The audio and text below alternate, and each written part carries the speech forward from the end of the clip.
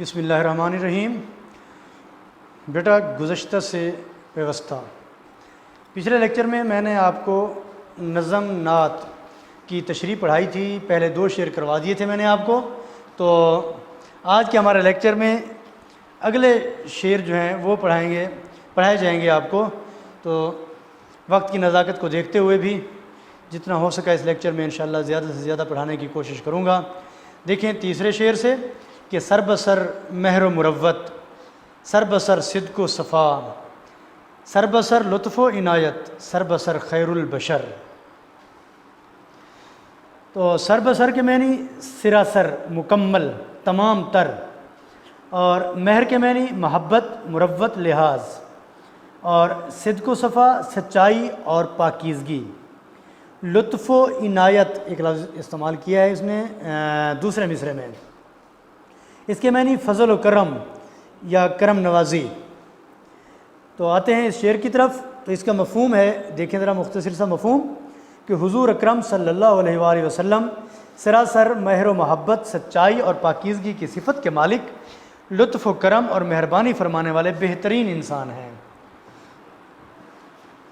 تشریح طلب شعر میں شاعر حفیظ تائب نبی اکرم صلی اللہ علیہ وسلم کی ذات مبارکہ کے صفات اور تعریف بیان کرتے ہوئے وہ ہمیں بتاتے ہیں کہ آپ صلی اللہ علیہ وسلم کی ذات مبارک محبت، نرمی اور شفقت کا پیکر ہے۔ آپ صلی اللہ علیہ وسلم کی شفقت اور لطف و کرم صرف انسانوں تک ہی محدود نہ تھا، بلکہ اس میں جانور اور پرندے بھی شامل تھے۔ ہر ذی روح کے لیے آپ صلی اللہ علیہ وسلم کی محبت اور مہربانی یکساں تھی۔ آپ صلی اللہ علیہ وسلم کی مثال ابر باراں اور آفتاب عالم تاب کی طرح تھی۔ ابر باراں جب تک برستا ہے تو خارزاروں، گلزاروں اور رے گزاروں، ندیوں، دریاؤں اور پہاڑوں کو یکساں سیراب کرتا ہے۔ اسی طرح سورج کی روشنی بھی جب تک آسمان پر چمکتی ہے تو وہ بھی دنیا کی ہر چیز کو فیض یاب کرتی ہے، چاہے وہ امیر کا محل ہو تو اس کی کرنیں پڑتی ہیں، غریب کا جھونپڑا ہو اس پر بھی اس کی کرنیں پڑتی ہیں۔ اسی طرح آپ صلی اللہ علیہ وسلم کی نوازشیں اور مہربانیاں ہر انسان کے لیے یکساں ہیں، خواہ وہ مسلم ہو یا غیر مسلم، دوست ہو یا دشمن۔ تو آپ صلی اللہ علیہ وسلم کی انہی صفات کو دیکھتے ہوئے شاعر نے کیا خوب خراج تحسین پیش کیا کہ اس کے لطف و کرم کی آخر حد کیا ہوگی، اس کے لطف و کرم کی آخر حد کیا ہوگی، دوست کی طرح دشمن کو بھی جو دعا دیتا ہے۔ آپ صلی اللہ علیہ وسلم کی ذات بابرکات، صدقات اور مہر و وفا کا کامل نمونہ ہے۔ اور عرب میں آپ صلی اللہ علیہ وسلم کی صداقت اور شرافت کے چرچے تھے۔ دوست و دوست، دشمن بھی آپ صلی اللہ علیہ وسلم کی بے مثال صداقت کا اعتراف کرتے تھے، یہاں تک کہ آپ صلی اللہ علیہ وسلم کے بدترین دشمن ابو سفیان اور ابو جہل نے بھی آپ صلی اللہ علیہ وسلم کی صداقت کو تسلیم کیا اور آپ کی تصدیق کی۔ اور مزید شاعر بتاتے ہیں کہ آپ صلی اللہ علیہ وسلم کی ذات اقدس سر بسر ذریعہ لطف و کرم اور بخشش و عنایت کا ذریعہ ہے۔ آپ صلی اللہ علیہ وسلم کا ہر عمل انسانیت سے محبت اور خلوص کے جذبے پر مبنی ہوتا تھا۔ آپ صلی اللہ علیہ وسلم کے لطف و کرم کی کوئی حد یا کوئی تخصیص نہ تھی۔ آپ صلی اللہ علیہ وسلم کا ہر عمل، ہر قول، ہر فعل انسانیت کی فلاح اور اس کی بخشش کے لیے رہنمائی کرتا تھا۔ در حقیقت سر تا پا عنایت اور خطاؤں کا ایک ایسا پیکر مجسم ہی خیر البشر یعنی آپ صلی اللہ علیہ وسلم انسانوں میں بہترین انسان کہلانے کے لائق ہیں۔ تو اگلا شعر دیکھیں، صاحب خلق عظیم و صاحب لطف امیم، صاحب حق، صاحب شق القمر، خیر البشر۔ اس شعر میں دیکھیں ذرا اس کا مفہوم، پہلے اپنا اس کی لغت دیکھ لیں، معنی دیکھ لیں کہ صاحب خلق عظیم، اعلیٰ اور بہترین اخلاق کے مالک۔ دوسرا لطف امیم، صاحب لطف امیم، ہر ایک پر عام مہربانی کرنے والے، بلا امتیاز مہربانی کرنے والے۔ اور آگے ہے صاحب حق، حق بات کہنے والے۔ شق القمر، شق القمر کے معنی ہے چاند کو 2 ٹکڑے کرنے والے۔ مفہوم ہے اس کا کہ حضور اکرم صلی اللہ علیہ وآلہ وسلم اعلیٰ اور بہترین اخلاق کے مالک تھے۔ آپ صلی اللہ علیہ وآلہ وسلم ہر کسی سے بلا امتیاز مہربانی کرنے والے تھے۔ آپ صلی اللہ علیہ وآلہ وسلم حق بات کہنے والے تھے، اور آپ صلی اللہ علیہ وآلہ وسلم کے حکم سے چاند 2 ٹکڑے ہو گیا۔ تو دیکھیں تشریح میں کہ تشریح طلب شعر میں شاعر کہتا ہے کہ آپ صلی اللہ علیہ وسلم اخلاق کے بلند درجے پر فائز ہیں. آپ صلی اللہ علیہ وسلم کا اخلاق کامل اور بہترین نمونے کی حیثیت رکھتا ہے.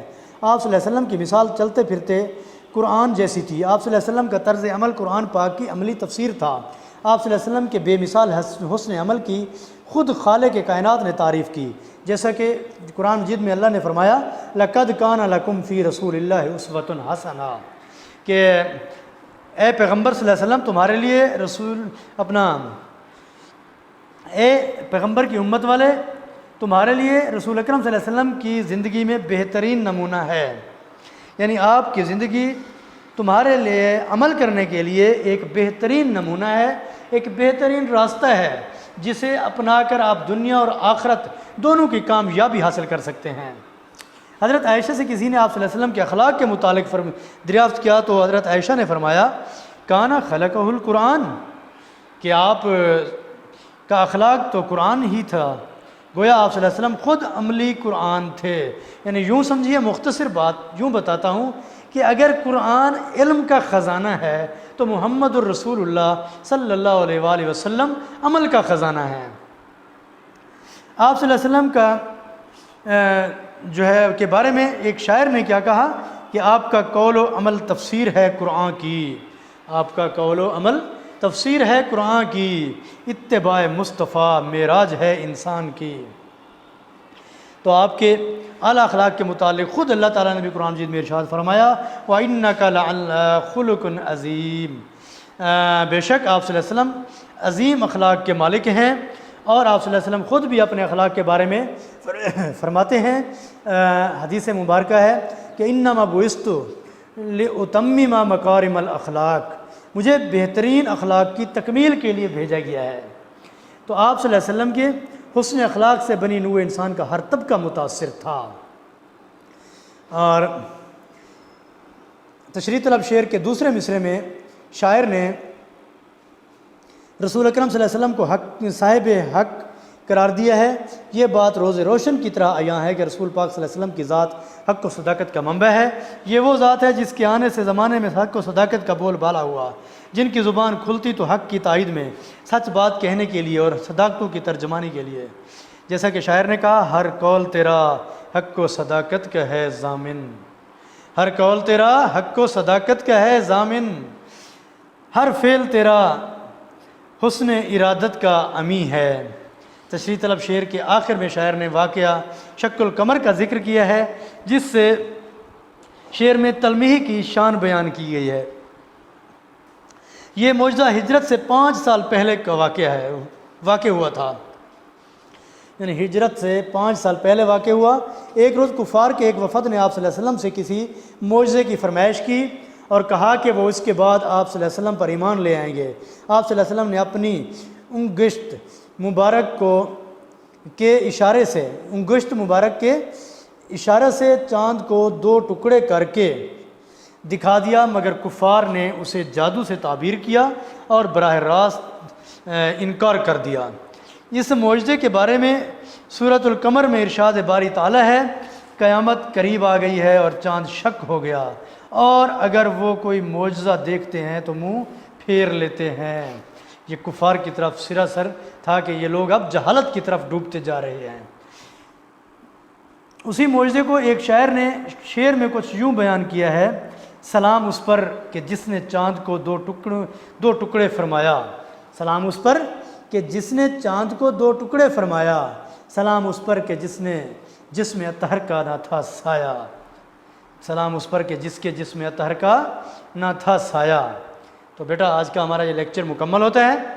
تو اگر اس میں کوئی بات مشکل ہو، سمجھ نہ آئی ہو، پڑھنے میں یاد کرنے میں دشواری ہو تو ہمارے اسکول کی ایپ پر جب لیکچر اپلوڈ کیا جاتا ہے تو آپ اس کے کمنٹ باکس میں آ کر ہم سے پوچھ سکتے ہیں. انشاءاللہ آپ کو تسلی بخش جواب دیا جائے گا. السلام علیکم.